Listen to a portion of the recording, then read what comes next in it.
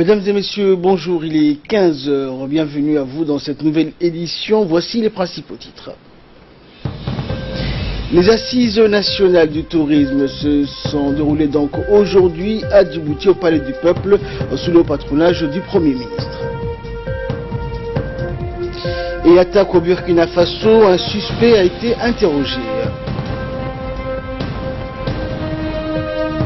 Merci à vous de nous rejoindre sur Télé Djibouti. Le président de la République prend part à la prière mortuaire pour feu Djamaoudine. Le chef de l'État Ismaël Omar Guelleh a pris part donc aujourd'hui lundi, tôt dans la matinée, à la prière mortuaire pour feu Djamaoudine, patriarche djiboutien décédé vendredi dernier en Turquie. C'est à la mosquée Salman située sur la route de l'aéroport que cette prière a eu lieu donc en présence du chef de l'État avant que le corps sans vie du défunt notable n'emprunte le chemin du principal cimetière de Djibouti, situé à Peka12, au quartier périphérique de la capitale. Une foule nombreuse issue de toutes les composantes de la nation a pris part donc à l'enterrement de feu Djamaoudine dont la dépouille mortelle est arrivée ce matin au pays à bord du vol Turkish Airlines.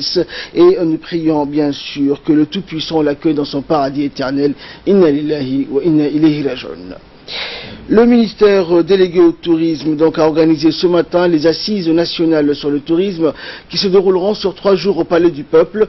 C'est sous le patronage du Premier ministre Abdelkader Kamel Mohamed que cette cérémonie a eu lieu, en présence également du président de l'Assemblée nationale, des membres du gouvernement, des diplomates et de nombreux invités opérateurs et consommateurs touristiques donc djiboutiens. Le Premier ministre Abdelkader Kamel a été accueilli à son arrivée par le ministre délégué au commerce Hassan Ahmed Ibrahim.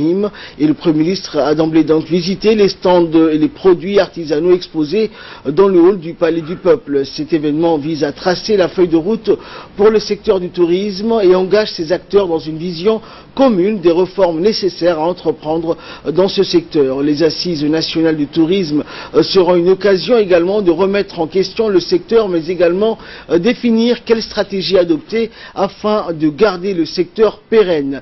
Djibouti vient en effet d'atteindre ses objectifs de croissance pour le secteur touristique sur les prochaines années. L'industrie, le gouvernement et la société civile doivent travailler ensemble pour définir les futurs piliers du développement. Rappelons qu'au début de cette année, la première édition du guide de voyage dans le monde, Lonely Planet, a fait de Djibouti la 4e destination touristique à visiter absolument en 2018. Mais pouvons également contribuer à la réduction du chômage des jeunes dans notre pays. En outre, il est susceptible d'impulser une croissance inclusive à travers les retombées sur d'autres secteurs d'activité, comme l'a si bien cité tout à l'heure le professeur François.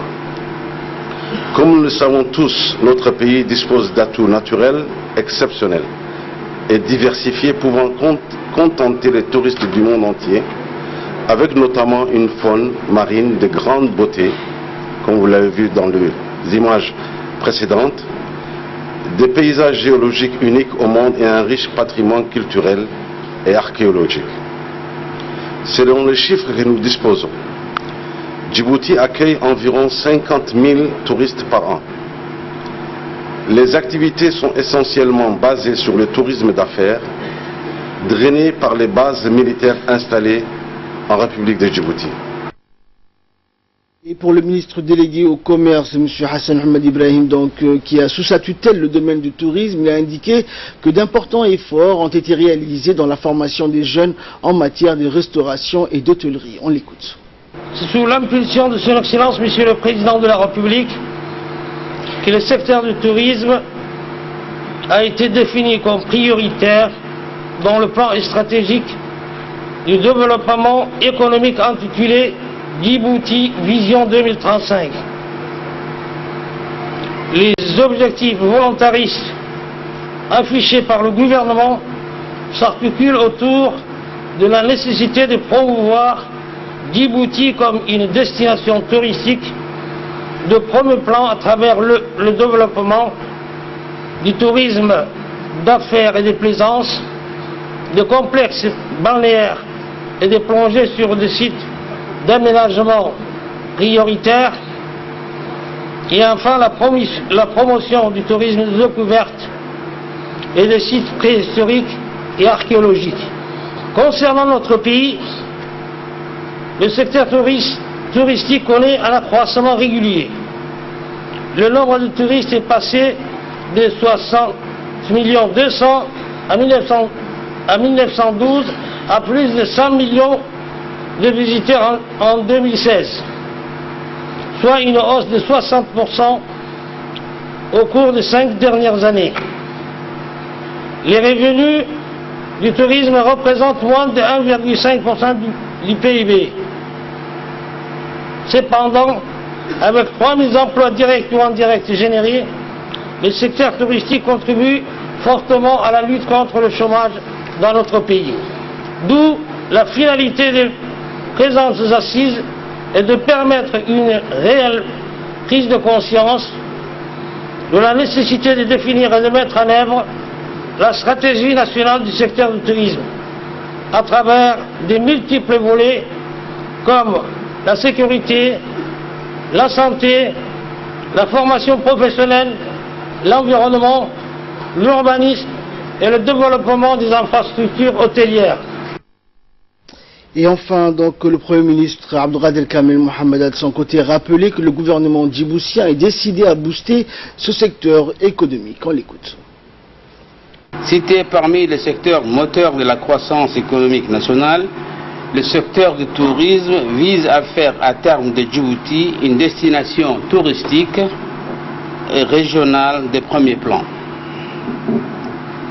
avec un tourisme d'affaires et de plaisance, un tourisme balnéaire comme le plongée implanté sur des sites et d'aménagement prioritaires et un écotourisme de découverte tels que les sites archéologiques et préhistoriques en s'appuyant sur une connectivité aérienne largement développée et une image et notoriété du pays améliorée. Mesdames et messieurs, vous savez aussi bien que le gouvernement opte toujours dans une démarche de planification du développement guidée par une vision à long terme en vue de construire l'avenir du pays. Les consultations participatives de tous les acteurs de la société pour la définition des stratégies de développement pour un développement durable sont d'ores et déjà une démarche permanente et sont également imprimées au processus de décentralisation politique et économique. C'est dans cet esprit que ces assises nationales sont instituées pour impliquer le secteur privé dans le renforcement des politiques publiques. Le gouvernement attend de ces journées de réflexion de la part des promoteurs privés, des propositions de compétitivité du tourisme djiboutien et de la conquête des marchés solvables, des recommandations concernant le développement de l'amélioration des infrastructures nécessaires au tourisme durable et surtout l'exploitation des potentialités touristiques, la promotion de nouveaux produits porteurs ainsi que la sauvegarde de la mise en valeur des sites et monuments touristiques. Sans oublier bien sûr l'intérieur et pour cela vous disposez le plan de développement régionaux. Tout cela pour permettre le renforcement de la politique nationale du tourisme tout en mettant en place un cadre de pilotage performant qui sera essentiel pour définir une trajectoire claire pour le secteur et concrétiser une démarche volontariste de développement et des potentiels nationaux dans ce domaine. Du côté du gouvernement, nous allons multiplier nos efforts en diversifiant les filières de formation au métier de tourisme et ce à travers l'école de formation au métier de tourisme et de l'hôtellerie dans le cadre d'un partenariat public-privé. Un établissement d'unités relais pour la promotion du tourisme dans les régions, en améliorant des services offerts, mettant en œuvre une politique de qualité des produits, institution des standards de qualité, modernisation des produits touristiques, en étroite collaboration avec les tours opérateurs internationaux, campagnes de communication, etc. En réalisant le classement des plus beaux sites culturels et naturels de Djibouti, en renforçant la concertation étroite entre les acteurs du tourisme et ceux du transport et enfin en facilitant des procédures de délivrance des visas d'entrée à Djibouti. Toujours en nouvelle nationale, donc, la société de gestion du terminal à conteneurs de Doralé, entité nouvellement créée pour remplacer DP World, a signé ce matin un important contrat avec la société Pacific International Lines ou PIL. Bonjour Choukri Ali. Alors, sur quoi portait le contrat qui a été signé aujourd'hui entre ces deux entités?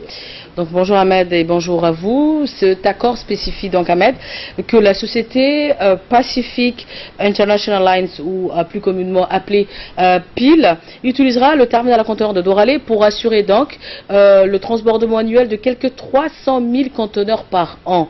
La cérémonie de signature de ce contrat est intervenue donc ce matin même à Singapour. L'accord a été paraphé entre le président des autorités des ports et des zones franches de Djibouti, M. Abakar Omar Hadi, et le président directeur général de la société PIL, M. Théo. M. Abakar Omar Hadi, qui occupe actuellement le poste de présidence du conseil d'administration de la nouvelle société de gestion de terminal Doralé, avait à ses côtés M. Ahmed Youssouf. Le gouvernement donc djiboutien avait donc décidé, Ahmed, le 22 février dernier, de prendre entièrement en main, et ce, dans l'intérêt général de la nation, la gestion du terminal à conteneurs de Doralé. Pacific International Lines ou PIL opère dans les domaines de la logistique et du transbordement des marchandises containerisées depuis 1967. Les conteneurs qui vont ensuite être transportés d'un point à l'autre. C'est l'une des plus importantes sociétés, Ahmed, agissant dans le domaine du commerce et du trafic maritime international.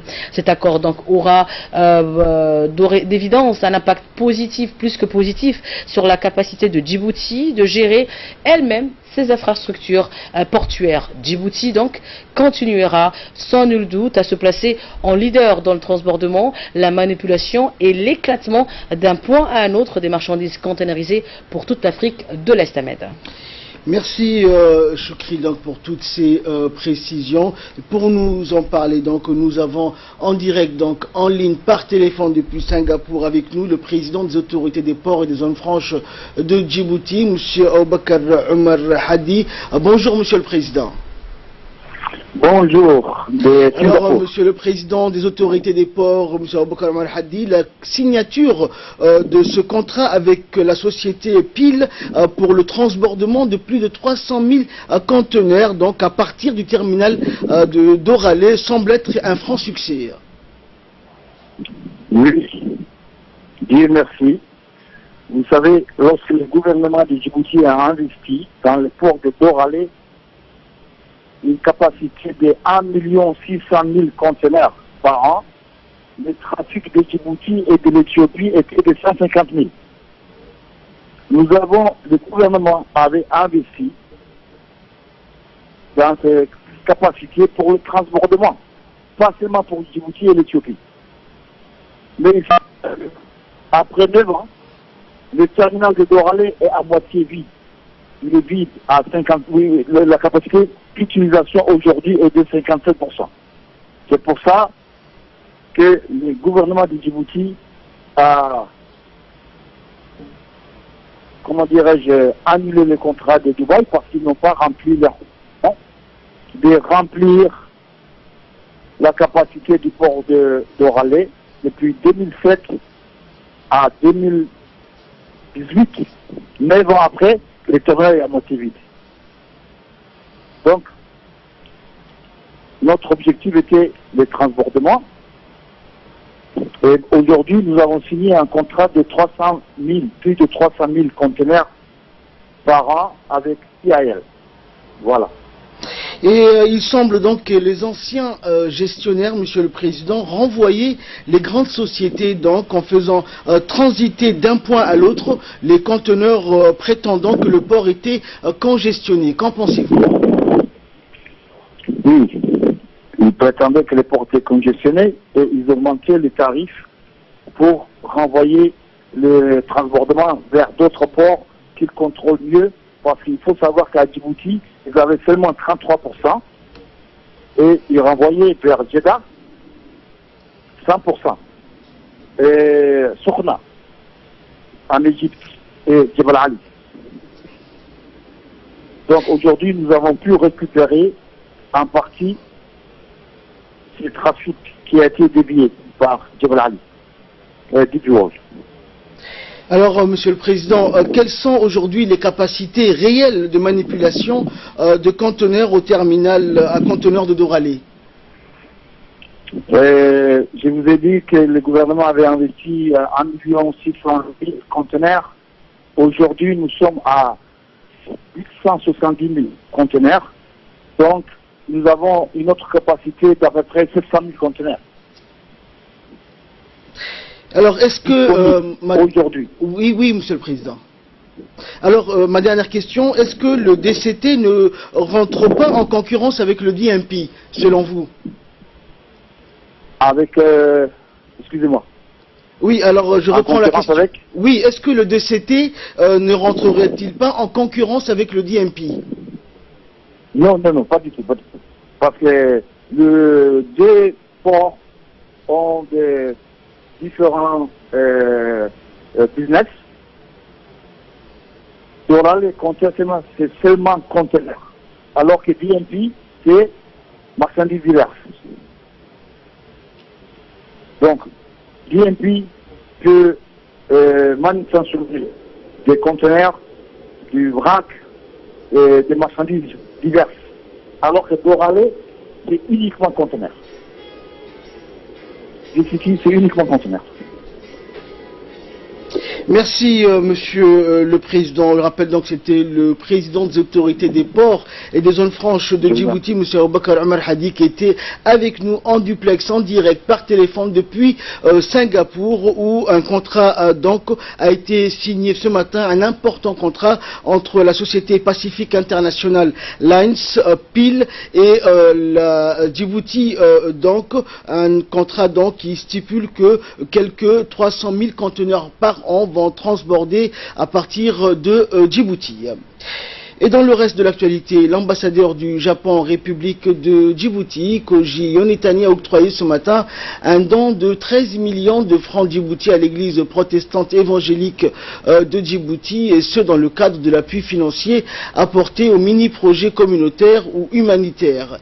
Cette église apporte donc une assistance aux enfants des rues. L'aide financière permettra également de réhabiliter des locaux du centre de formation de l'église. Une salle d'accueil et une salle informatique seront construites pour les jeunes. Les personnes à mobilité réduite auront accès à cette salle informatique pour suivre des cours. Le travail en groupe se fera dans des bonnes conditions. Il est à noter que le Japon a par le passé construit 2 salles de formation informatique à Obok en 2012 et à Tadjoura en 2016. Ces 2 salles accueillent 350 jeunes par an. Le Japon donc soutient les associations agissantes qui présentent des mini-projets devant aider à apprendre ou à aller de l'avant. Et de vous souhaiter la bienvenue dans notre centre de formation. Nous vous remercions d'avoir honoré par votre présence cette cérémonie de signature du contrat dans le cadre d'un micro-projet entre l'Église protestante évangélique de Djibouti et le gouvernement japonais, qui a accepté de financer la remise en état des salles de notre centre de formation. Nous remercions alors le gouvernement japonais ainsi que l'ambassade de Japon à Djibouti de leur confiance et de leur aide si précieuse dans l'aboutissement de ce projet. Sans oublier de remercier plus particulièrement Madame la consultante des projets communautaires de proximité à l'ambassade de Japon à Djibouti, qui n'a pas aménagé son temps et ses efforts pour son accompagnement durant la phase préparatoire de ce projet. Et pour sa part, l'ambassadeur du Japon à Djibouti, Koji Yonetani, s'est félicité de la signature de cet accord. On l'écoute. C'est un honneur, c'est un plaisir pour moi d'être parmi vous pour la cérémonie de signature du don au micro-projet. Je me réjouis que notre ambassade et bien sûr notre gouvernement puissent contribuer au projet de réhabilitation du centre de formation. Le projet sert à la réhabilitation de 2 locaux du centre de formation pour un montant d'environ 13 millions de francs djiboutiens. Ce projet a pour but de renforcer la capacité d'accueil du centre avec les bonnes conditions pour les jeunes garçons et filles djiboutiens, notamment les salles qui seront réhabilitées sont adaptées pour les personnes à mobilité réduite. Je tiens à vous rappeler que le problème du chômage est un défi à relever à Djibouti. Particulièrement, des jeunes et des personnes à mobilité réduite ont plus de difficultés à trouver un emploi. Face à cette situation, bien sûr, le gouvernement djiboutien y travaille avec une stratégie à long terme qui s'appelle la vision Djibouti 2035. Et de là, nous passons à l'actualité africaine et internationale, toujours avec Choukri. Allez, alors Choukri, direction le Burkina Faso, une attaque a eu lieu donc à Ouagadougou, la capitale. Un suspect est interrogé. Effectivement, Ahmed, un djihadiste présumé arrêté quelques heures après le double attentat, le double attaque plutôt de Ouagadougou, est donc actuellement interrogé par la justice burkinabé. Au Burkina Faso, donc, l'enquête sur la double attaque de vendredi à Ouagadougou progresse. Un djihadiste présumé arrêté dans les heures qui ont suivi les attaques est entendu par la justice burkinabé. Il est soupçonné d'avoir participé, Ahmed, à l'attaque de l'état-major général de l'armée et pourrait même être le cerveau de l'opération. L'attaque qui a fait 7 morts parmi les forces de sécurité a été revendiquée par le groupe de soutien à l'islam et aux musulmans liés à Al-Qaïda. Les autorités soupçonnent fortement des complicités au sein même de l'armée. L'explosion de la voiture piégée a totalement détruit une salle où devait se tenir une réunion de l'état-major de la force du G5, le Sahel. Les enquêteurs se demandent par ailleurs, Ahmed, si l'attaque de l'ambassade de France n'était pas une diversion avant celle de l'état-major. Les 4 assaillants ont été tués sans pouvoir pénétrer dans l'enceinte diplomatique. Au total, 9 djihadistes sont morts, d'autres ont peut-être pu s'enfuir. Un procureur et 4 enquêteurs français sont attendus à Ouagadougou pour participer à cette enquête, Ahmed. Et enfin, Choukri, donc en Allemagne, le SPD approuve l'accord de coalition. Oui, en Allemagne, les militants du SPD ont approuvé plutôt à plus de 66% la participation de leur formation à un gouvernement de coalition dirigé par Angela Merkel. Les membres du SPD ont approuvé à une large majorité une nouvelle coalition avec la CDU. Le oui l'a emporté aux 2/3 des voix. Le dernier obstacle étant levé, Angela Merkel devrait donc pouvoir être formellement élue chancelière par les députés mi-mars et donc entamer son 4e mandat. Ces négociations ont fortement divisé le parti. Les jeunes socialistes étaient opposés à la participation du SPD au gouvernement Ahmed. La chancelière allemande, qui sauve difficilement son poste, donc, a félicité les sociodémocrates. Quant aux électeurs désormais habitués aux grandes coalitions, ils ne sont pas tous convaincus. Plus de 5 mois se sont écoulés depuis les élections législatives du 24 septembre dernier, avant la conclusion de cet accord du gouvernement, donc, qui est attendu pour la mi-mars prochain, Ahmed. Merci Choukri pour toutes ces précisions. Merci également à vous de nous avoir suivis. C'est la fin de ce journal. Restez avec nous, le programme continue.